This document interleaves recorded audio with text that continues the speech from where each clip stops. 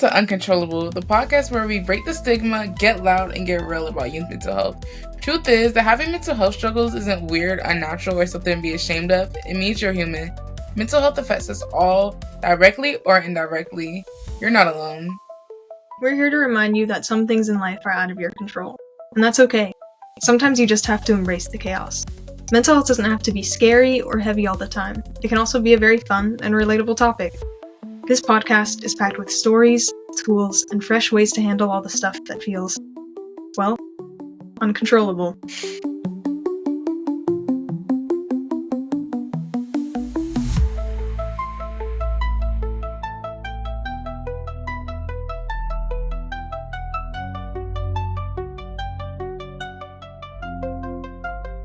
Hi, I'm Madison Mays. And I'm Sophia Lee. Brought to you by PiZetta Media. Our goal is to eliminate the mystery and myths surrounding youth mental health and to answer your most intriguing questions.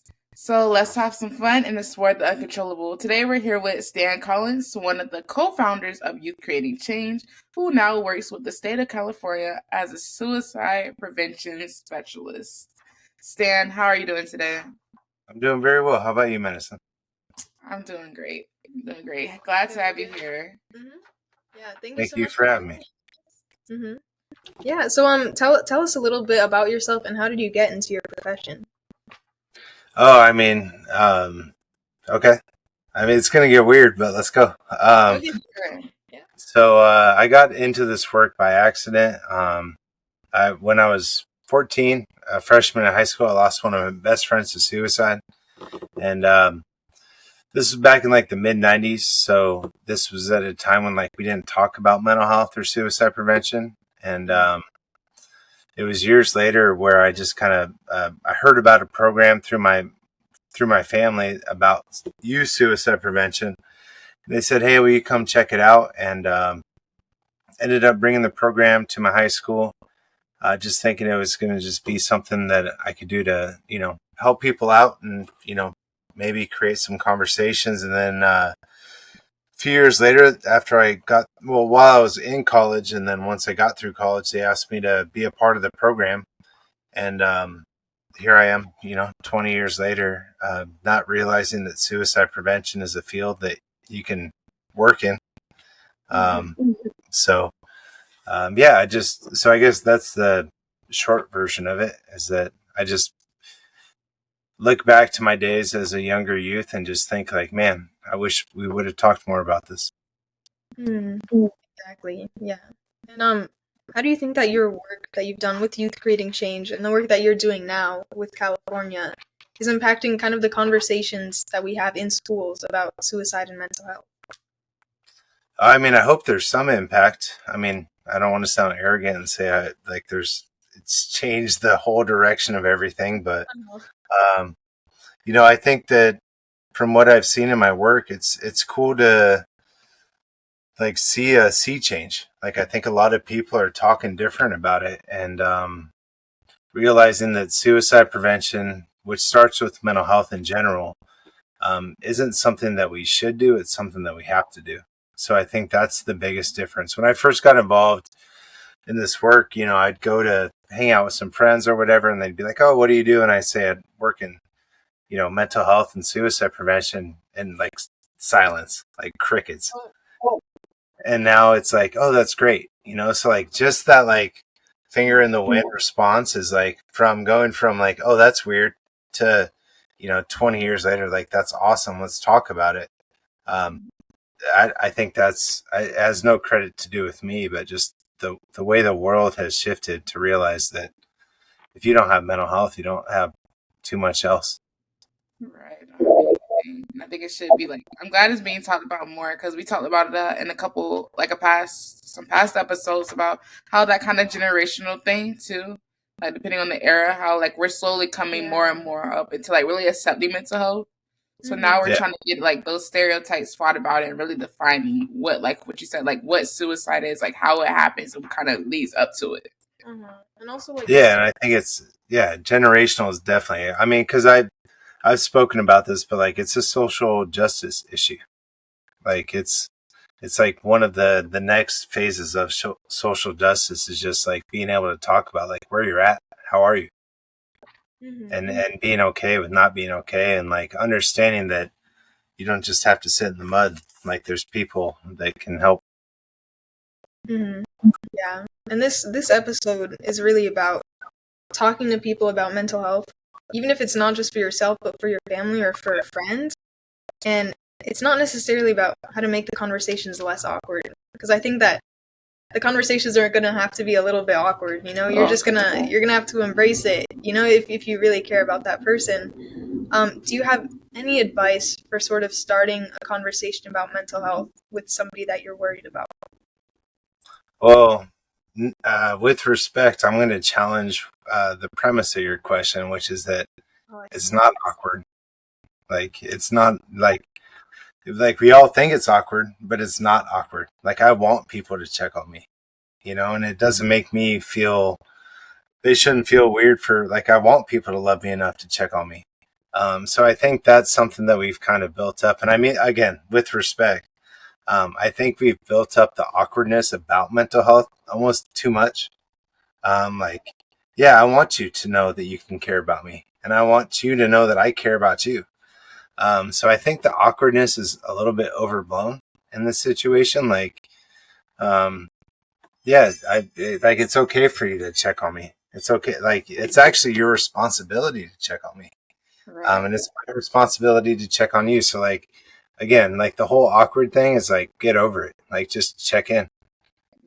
We want people to know that I want people to know that they love me, because there's days where I doubt that I love myself. So like, I want there to be people out there that like, no, you're all right.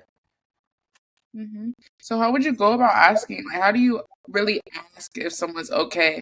Because I feel like that's like that might seem simple, but like when you ask someone, "Oh, how are you doing?" They're like, "Oh, I'm fine," and then you see them crying like 30 minutes later. Like, how do you? What's the best way to approach someone that you see struggling? And like, what do you do if Well, you don't believe they're fine? I think there's a couple things. First, I've found that like, are you okay? To me, it sounds like I want you to say yes so I can bounce and do something else. So I've found more effectiveness in asking like, hey, how are you feeling? Mm. Um, and it's weird how words matter, but they do. So like, hey, how you feeling today? Or like, hey, I know you're struggling with this. What's going on? So I think how you ask it. But I also think um, not just doing like a one. Like, don't just ask people one time. Like, hey, how are you feeling today? How are you feeling tomorrow? And that I think it's important. I think we kind of check in with people because we don't want to be awkward. And again, I don't mean to attack the previous question, but like, No, it's good. I think you gotta. There's a term I heard. I don't know who said it, but set the table often. Like set the table every day for people to not be okay. Because people might be great today, and then tomorrow, they have a breakup, they have job issues, financial issues, family issues. So how do you set the table every day for the people you love to not be okay? Right. So even like how some people just aren't okay opening up. Like you'll be like, "Oh, how are you?" And they'll be like, "I'm fine." Yeah. So what do you think the best way to go around and to like leave them alone and just let it be, or like come back? Like, how do you think we should go about that? I think just keep being present. Like, don't give up. Like if you ask them, hey, you're all right. How are you feeling? They're like, oh, I'm fine. I'm fine. Which is kind of like our society's way of saying like, I don't know how to talk about this. Um, like, because if you're fine, you're not fine, right? Like if you're doing good, you'll be like, oh, I'm doing good. So I think just keep checking in. Be gently persistent is a term I like. Like just keep being there. But most importantly, just keep showing up. And then I think, again, going back to the awkward statement, like I think people don't want to be a bother. And I think we forget that one of the greatest honors we can have is to sit with somebody in the mud when they're not okay and when they're not fine. I agree. So like you say, you work with the youth, right? So Yeah. like I know people have like I've had friends that were struggling too. Like, so when do you believe it's time to get their parents involved? This time to tell like maybe some counselors or whatever, and like and you're breaking their trust. Like, is it okay to break that trust? Like, oh, like no. because I have a story about, I think it was like sophomore year. This kid, he would sit there in class and say he wants to kill himself and say waste like every single day. And I'll ask his friends about it. I'll be like, oh, like you guys are just gonna like let him say that? Like he's kind of serious. They're like, oh no, he says stuff like that all the time. Oh, what? Right? Like they're like, oh. And I was like, and it kept bothering me. So like I kind of had to kind of break that trust a little bit and be like, yeah. And I had to tell a counselor or whatever. I told a counselor about like what he was saying and how he was feeling. And at first he wasn't the happiest about it, but like a month later he was like, it really did help because he really was on the brink and half had past attempts nobody knows about. So like, what do you say about other people that are afraid to break their friends' trust? Well, I think there's a few things. First off, like, I don't think you're breaking somebody's trust, right? Like, it sounded like there's a lot of times where people are just reaching out for help and they're throwing out invitations for you to, hey, please check in with me because I don't know how to ask for help. So I think that's part one is a lot of people that are struggling. There's a really good organization called QPR, and they call them invitations. So I think part of it's about reframing. You're not breaking their trust. And also when it comes to talking to an adult, especially as a, in high school or middle school, whatever, as a minor, I think the other half of it is not about breaking trust, but how do you help build that trust? So one of the things I talk about or I try to share with people is that, all right, so let's just say like your example, somebody in your class you kind of know, but you don't really know. Rather than just having a conversation, then going behind their back and saying, reporting it to a counselor, which in some circumstances totally warranted because you can't build that. But maybe, you could build trust and say, hey, I care about you. I love you. I don't know what it is. But also I can't do this by myself. So we need to talk to somebody, but who is that somebody for you? And I think one of the things we need to do with mental health, especially in suicide prevention, is empowering people a little bit more. Because, like, especially when we're talking about the high school circumstance, like, oh, we need to talk to your counselor. Well, maybe they think their counselor smells weird or looks funny. So, like, maybe it's just not going to be a fit. So, like, okay, we have to talk to somebody. Don't put this on me. I'm going to be here and I'm going to hold your hand through the whole thing. But who's the person you want to talk to? Like when I was in high school, I remember my math teacher was one of the people I would trust them with my life. And you would never think like, oh, the math teacher is the person that could talk to the student. But sometimes that's the person that begins the trust that begets the other things. So I think most importantly, we have to build the trust and then ask, what can I do to continue that trust? Because we talk about this always as like a violation of trust, and it's not that. It's just like, hey, I care about you. I want you to be here tomorrow. So how do I get you to sign up for you being here? Does that make sense? That makes Yeah, sense. I think that's a really good way of reframing it. Right, Then, trying to build that trust, trying to get that establishment, because a lot of people are afraid to open up. Like, yeah, like you really, because I feel like even some people aren't like ready to open up, so you kind of just have to kind of like be subtle with it.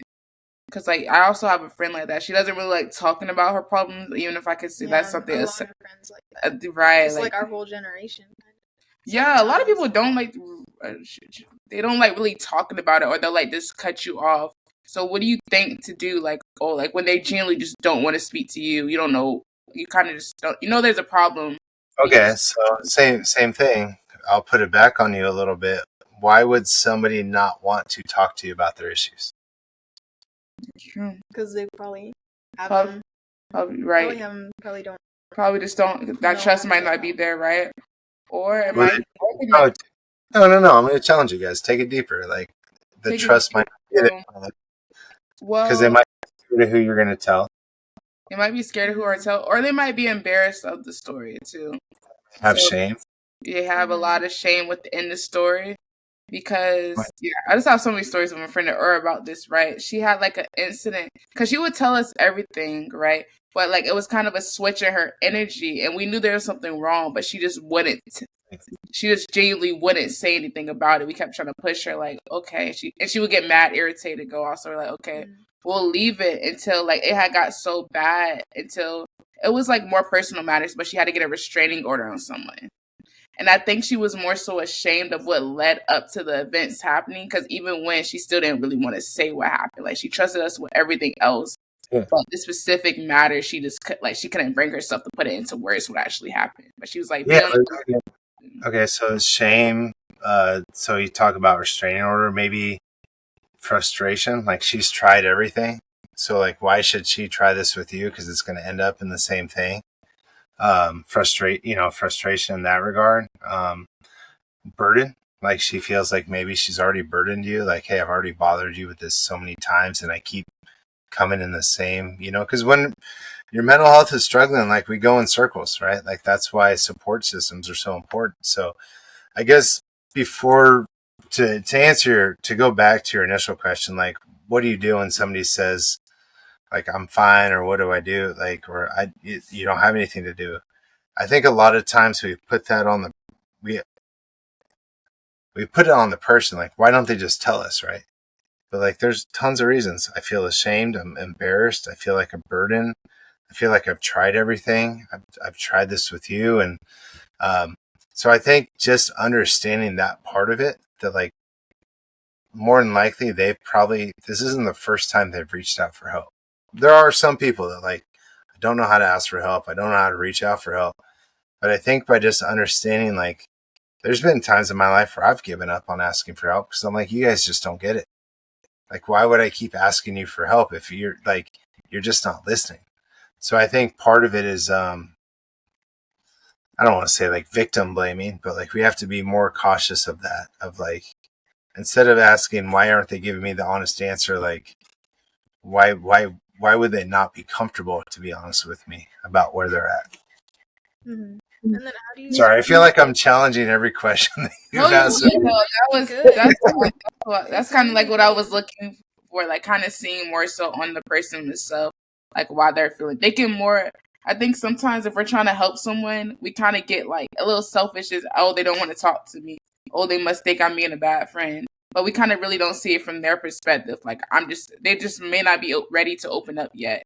They kind of just have to take a break for themselves. So They like might just be trying to survive. they might just be trying to survive. Like we get so caught up, oh my gosh, like oh, so if you don't like me, just be like that, just say that. But really, that's just not the case. Mm-hmm. So I kind of love that. I would just say, just again, gently persistent. Like check in, and if they're not ready, that's fine. But keep setting the table every day and say, hey, I'm still here, and I love you, and whenever you're here, and whenever you want, I'm still here. And then, do you ever think there's a moment where, like, if you feel like you've consistently tried putting in the effort, you've tried to get them help, you really know that they do need help, but they still aren't there yet in themselves? Do you ever kind of supersede what they think they need right now and try to get them to the help if you know that something bad is going to happen to them? Kind of like taking matters into your own hands. Because I think the only time that I've ever done that is when my friend texted me and she was like, "Today's the day," and like I'm gonna kill myself, and then I had to call her mom. Not had to, but like I needed to call her mom. Like I needed to do that. No, you're 100% in the right, especially when when it's very clear what's going on. And I would say, hopefully don't. And I'm not trying to shame you, Sophie. Like, don't wait for that either. Like, as soon as your instincts. So the comparison I would use is like, when should you call 911? So I used to be an EMT. My family is law enforcement, whatever. So people would call me and they'd be like, hey, should I call 911? The second you think that you should call 911 is the moment you should call 911. Now, I'm not saying for mental health and suicide, you should call 911, but I'm just saying once your instinct tells you, I need to do something more than what I've been doing, like that's when you need to do that next level. So call the mom, talk to the counselor, especially in high school, like you can refer a student for a check-in with being anonymous and just saying, hey, I'm worried about this person. Like, upstream, like something's going down, can you check in with this person? But it's one of the most cliche things that has ever been said, but I'd rather lose the friendship than lose the friend. Most of the time, like people in the long run come back and say thank you, so but once like threat of life thoughts of suicide are present, and if they're not willing to acknowledge them, absolutely, you need to. There's a gray area where like I'm struggling, but I don't want to talk to my parents, because there's also times when people are struggling with their mental health and they don't want to. Their parents are either the cause or even sometimes the barrier, right? Mm-hmm. And so I do a lot of trainings with school staff with which they ask a very similar question, like, hey, if I have a student tell me they're thinking about suicide, does that mean that I have to give them all the other information? For example, let's say a very closeted family, but the student comes out, right? Or with either gender, sexual identity, whatever it is, but they're also having thoughts of suicide. The school counselor is required by law to tell the family that they're thinking about suicide. That doesn't mean they have to give all the other stuff. So it's like, what information is pertinent to this conversation versus what is not? Because thoughts of suicide need to be worked through, but do I need to know, or do all the people need to know all the the dirty details? I would say probably not. Like, the most important thing is that we want to understand, like, what hurts and why does it hurt and how can I help it not hurt. So kind of going back a little bit to talking about help and really supporting your friends, like, how do you know when you're pushing your friends towards help or if you're pushing them away? Like, is there a boundary of when I should be trying to help them or just being there to support? I don't know. That's a tough one.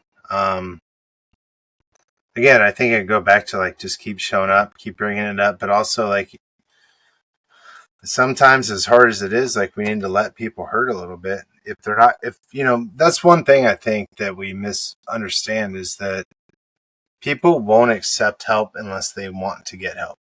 And we push ourselves into that space. And so it's not so much about like forcing them to get help. It's about helping them to understand, that they need help. And more than likely, they probably already understand that. But again, acknowledging the reasons. Why wouldn't they accept it? Like, it's so easy to get negative and be like, no, I'm already a mess. I've messed up this one time and therefore I'll be a mess forever. So I think just being around, showing love, helps people to understand that they deserve love. So I think that's part of it. But there's also a time where, like we talked about, you need to bring in other people. There's also a time where you need to step away. It's hard. It's one of the hardest things I've ever had to do in my life. But there's times where people just won't accept help. And I've gone down with the sinking ship for a little while with them.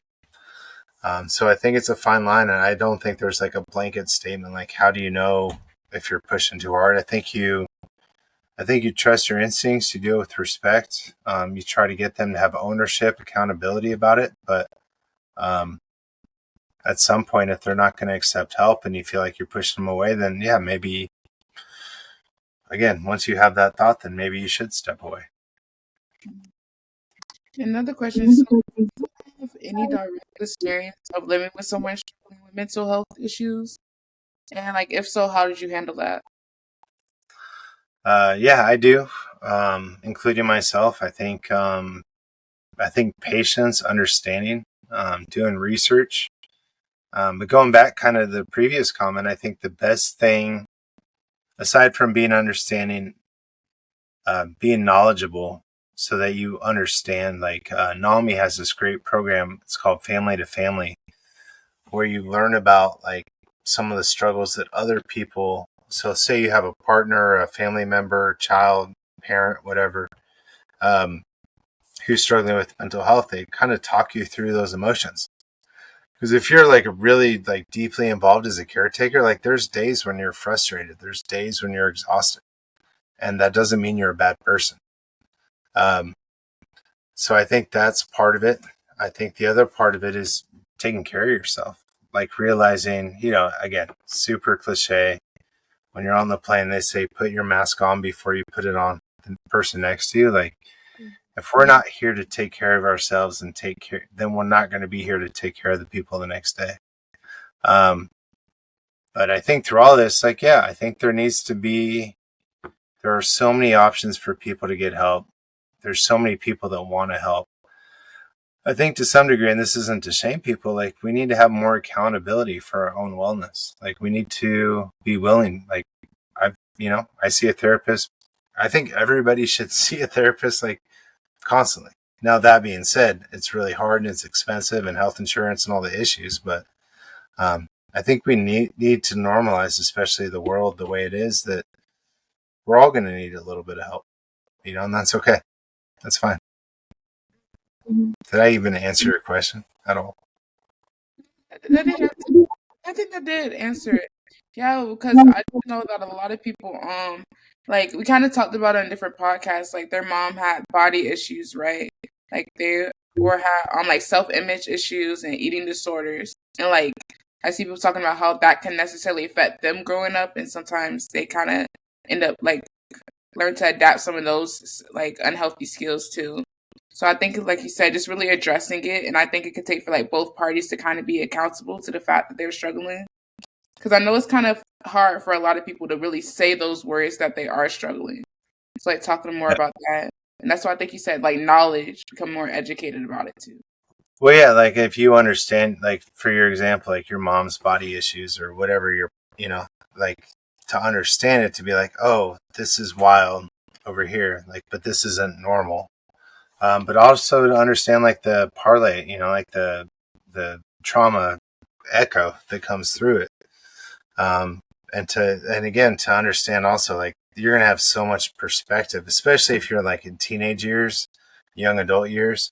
You're going to have so much perspective on who your parents are and where they were at the time. But that doesn't mean you need to wait for that. So understand it, but just because they, built you doesn't mean that they need to be a part of you, which I think there's a lot of, we talk about youth mental health struggling, but like there's a lot of adults that are struggling right now. A lot of people that are raising people that are having a hard time going to therapy and dealing with what they've been through. So I don't know. I think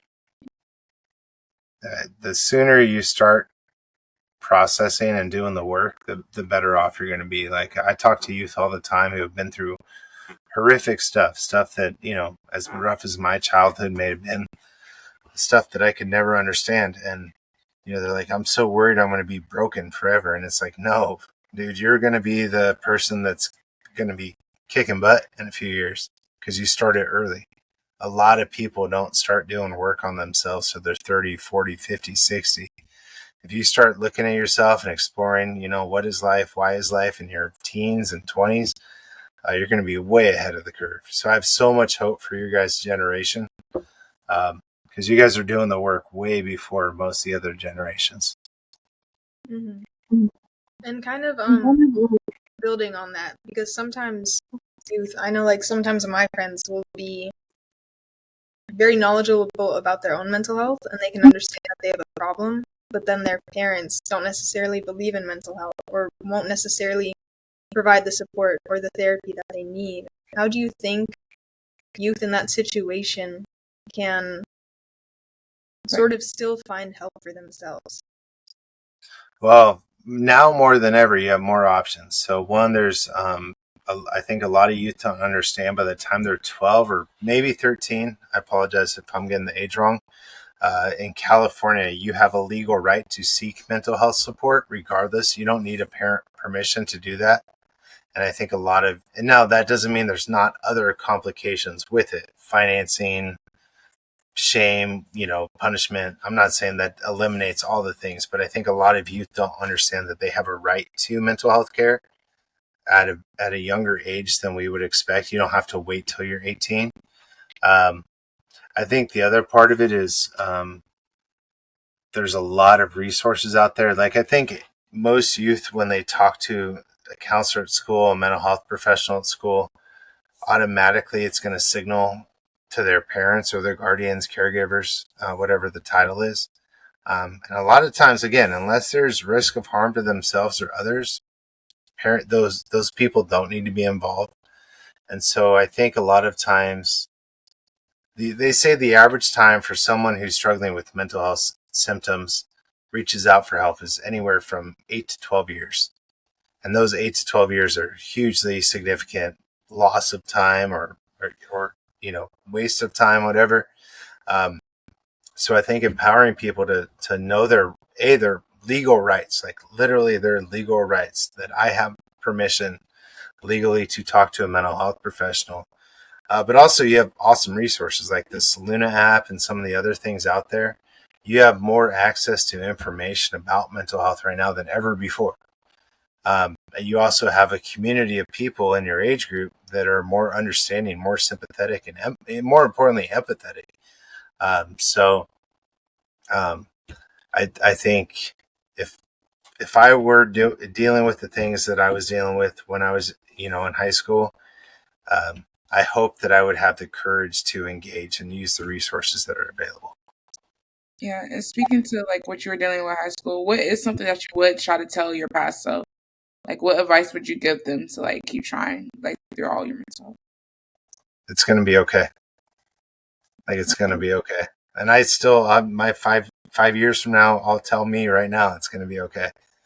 Like, it's all right. Like, it's awful. And it doesn't mean it doesn't hurt. Doesn't mean it doesn't suck, but it's going to be okay. And I think, every bad thing I've ever been through, has made me who I am. When we regret the past, we regret who we are. And again, that's not to wish that awful things didn't happen. I wish my parents didn't go through a divorce. I wish I wasn't a victim of abuse. I wish all these things, but here I am, so it's going to be okay. Like, take a breath, stick to the people that love you, stick to the people that care about you. But yeah, it's going to be okay. Right. I love that the stick by too. I try to remember that stuff. Like stuff is like only momentary. Like, it's temporary. Like it's gonna be another day, a brand new start. It's always gonna be better than another day. So like, it's gonna be okay. It's a good one. Yeah, and it sounds dismissive. Like, oh, it's going to be fine. It's not. It's going to be fine. It is going to be okay though. Like, it's like, yeah, you might eat ramen in the rain for the next few years. You might, it's going to hurt, but it's going to be okay. Like that. We just have a couple more questions for you too. Yeah. Yeah. Let me see. Gosh, I was so lost in the it's gonna be okay, because that really hit. But let me see. Oh, this is a good one. I remember. So kind of, I know a lot of friends of mine, but also youth in general, they worry about telling their parents about this. They worry about what they're gonna say. But a lot of the times, the parents, even if they thought at first they wouldn't be accepting, like, at the end of the day, that's their kid. They would really fight for you. They love you so much. And they're like, okay, even if maybe before I didn't believe in mental health issues, maybe if I don't really understand it right now, I'm still going to support them. So what advice do you have for people in that situation who want to come from a place of support and empathy, but they aren't really sure how to talk about it, they aren't really sure what it is, and they don't want to come off as having stigma? They just really don't know what to say. So you're talking about from like the parent, caregiver, guardian perspective. Like, what would I tell them? Usually. I think I don't know. I don't think I can answer that without answering the other part. So a friend of mine who lost his son to suicide, after, he's given a beautiful TED talk about like his experience in that. But one of the things he talked about is he was so mad after he lost his son. Like, why didn't you talk to me? Why didn't you tell me? And then he finally came to realize, like, he was like trying to be like the man and the head of the household. And he's like, well, I never let you know when I was having a bad day. Like, I never gave you permission to have a bad day because I was always fine. Even though he admits, like, I wasn't fine. I was stressed about keeping the house or putting food on the table and this and that. I think as much as, adults doubt youth, I think a youth doubt adults, as far as their capacity. And I mean, the reality is, like, yeah, the struggles are different, but they probably struggled with insecurities and stress and where am I going to be? Now, granted, the world's a whole different place than it was, one or especially 2 generations ago. But I think for youth, like, give them a little more credit. If we're asking them to give us credit, maybe we should give them a little more credit. Because I've heard a lot of beautiful stories about, like, just at the Directing Change award ceremony this year, there was a young lady who was part of a film, opened up about her personal experience. She's Latina, second generation, thought her parents would never speak to her again. And instead it changed the whole dynamic. So um, maybe sometimes we have to give them a little space to, yeah. So, okay, sorry, I'll keep talking for one more second, but to think back, so I asked you earlier, why would somebody not open up about what they're struggling with? Why would a parent, caregiver, guardian not always receive that information in a great way? Like, what are some of the reasons? You're my mom, you're my dad, you're my surrogate mother, you're my foster mother. Why would, if I came to you and said I'm struggling with my mental health, what would be some of the concerns you would initially have with me opening up about that? I feel like I wouldn't know what to do because I know, like you said, like growing up, there was way less mental health resources then as there are now, and like Okay, so yeah, so I think it's more of a generational thing because, like, my grandparents, well, they got more open to it, right? But even when we talk about therapy, they're like, oh, like, what is it for, right? Like, what's the point if you have people you could talk to, everyone has someone to trust? Like, a lot of yeah, it's like more so, like, especially like cultural beliefs in a lot of cultures. So I feel like that probably would be ingrained. But I would still be open to understanding, but I would be like a little hesitant, like, oh, you're telling me you're feeling all these ways of sadness. And especially, I feel like a lot of people like they'll give their child the best life they have. So for a kid to be like, oh, like I'm unhappy, I feel like they'll see us that that's a slap in the face to them. Yeah, like being ungrateful. Being ungrateful, but they're not gonna say that, but that just be like the emotions they're feeling to the part where it can maybe cause the adult just to be like, I need to really think about what's wrong. okay, so one would be like not having awareness of the resources. You talked about cultural stuff, which is totally reasonable. Talked about being ungrateful, but could the ungrateful part be like what, as a parent, from the parent perspective, wait, I fed you, I put a roof over your head. Right. How was I not good enough? So like maybe there's also shame on the parent perspective. Like, so when we say like, oh, it's just culture, it's just stigma, it's like to have, I'm just throwing this out there as an option. If a parent has a youth who they provided for, they never abused, they cared for, and they say, hey, I'm having thoughts of suicide, again, with lack of understanding and education, might it also be a possibility that they feel shame, not because they're embarrassed of the youth, but because they're embarrassed, like, how did I fail? How did I screw up? I thought I was doing good. And so I think that we forget about that part of it, that like there's shame on both sides, right? There's shame of I don't want to be a burden. There's shame of like, wait, I thought I was doing good. And so I think, again, I think both sides of the equation, like people are, like you said, Sophie, like people are going to be more often than not, people are going to be more understanding than we expect them to be, in my experience. Yeah, there are times where parents aren't receptive and that's a situation of neglect, and that's where we really need to bring in other resources. But I think a lot of the times we need to ask the question like, wait, why isn't this person responding the way I expected them to? Because maybe they went to their parents when they were kids and asked about like, hey, I'm having issues, and they got abused because of it. So maybe that's sitting on the parent. And I'm not giving excuses for parents and guardians that don't support. I'm just kind of like, I think the more we think about like walking in a mile in the other person's shoes, even if that's your parents, and also acknowledging your parents aren't perfect, they're doing the best they can. So I don't know. Again, I'm not trying to diminish the I struggles. agree. I think especially 'cause, like how we talked about like how youth really not wanting to talk to their parents or being afraid. I think it genuinely does come from just a lack of understanding on both parts. Because I feel like that is like I feel like they are right to be like curious. Like I felt like I've done all this to raise you, or I've done what I can, and now you're having problems. I just feel like they just have to be open to like the kid telling them why, not be so Yeah. closed off. It has to be that general bond and that built of mutual communication, and understanding. Right. Yeah, and you can put a roof and feed the food, but mental health is different. Like you can have all the necessities of life and still be sad. And that's what we hear. I talk to youth, and that's something I like.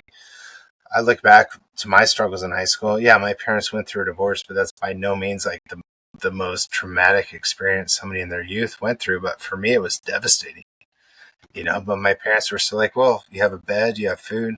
but it turned my world upside down. So it's okay outside of all the necessities to just be having a hard time, or even if the family situation is perfect, you have loving parents. It's okay to have mental health issues. It's okay. Like, you can still have depression and live in like the white picket fence. Like that, those are not mutually exclusive. I agree. Thank you. Mhm. I feel like that's really answered it, added around, like that mutual understanding and like acceptance that it's Yeah. okay to struggle. But yeah, I think that ties us out. I really enjoyed this interview. I really Mhm. glad we kind of get like different perspectives I haven't really thought about. I haven't really focused on the adults aspects. You kind of like opened that up to me some more Yeah. too. And But like sometimes it's so confusing because it's such a complex situation on all sides. You just really don't know what to do, especially as a kid when maybe you haven't really had really emotional conversations yet. And then you need to struggle with like either your own mental health or helping a friend. So yeah, thank you so much because I feel like a lot of this stuff, these are all questions that I asked myself when I was growing up and I didn't know what to do. So thank you so much. Dude, I'm still growing up. You're still growing up. We're all still growing up. Like, and that's the other part of it is like our parents, our guardians, our caregivers, like they're still figuring it out too. Like everybody's faking it till they make it. So, again, I think the most important thing is just set the table every day, like create the space. And there's a lot of youth. And that being said, there's a lot of youth out there who wish the adults in their life could act more like adults. And to those who are listening and hear this, sometimes you just have to accept that's not going to happen, and you got to find your own way and figure out your own resources and listen to podcasts like this and talk to the adults. Like one of my people who saved my life is Mrs. Barker Ball. Like she was the one person that I was like, I'm safe here. So try to find where you're safe, but again, it's going to be okay. yes, it's gonna be okay. Remember, it's gonna be okay. So once again, I'm Madison Mays, And I'm Sophia Lee. brought to you by Cloudcast Media. Today we talked with Stan Collins about how to deal with talking about mental health, family members with mental health. Right, like how to really like open up and like really introducing like family and friends to it. So we hope you have fun, and remember, don't be afraid to explore the uncontrollable.